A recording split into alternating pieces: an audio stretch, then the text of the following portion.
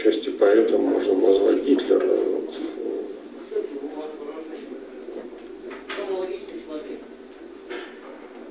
А?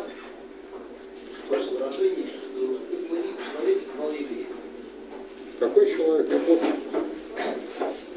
Это логичный человек, вполне еврейский. А, Гитлер?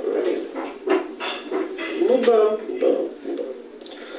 Он такой поэт, но очень такой рациональный, ясный, почему у него все, так сказать, и получилось. То есть сегодня хорошо видны вот эти детские ученические картинки, они буквально там под микроскопом как-то все так по линеечке все сделано, хорошо, ведь аккуратно, с любовью, так чувствуется, вот он этим жил, и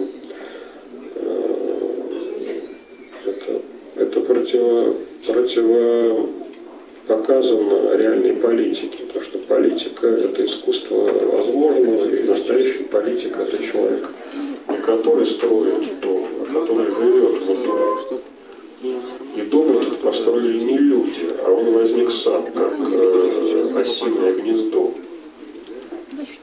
которое совершенно, там есть своя вентиляция, какие-то ходы, все очень продумано, но у ОС не было какого-то плана его строительства. Это следствие борьбы за выживание, закон больших чисел. И когда какая-то умная оса начинает изнутри это общество реконструировать, прогрызать какие-то дополнительные ходы, там, как правило, весь мир гибнет. Ну, пример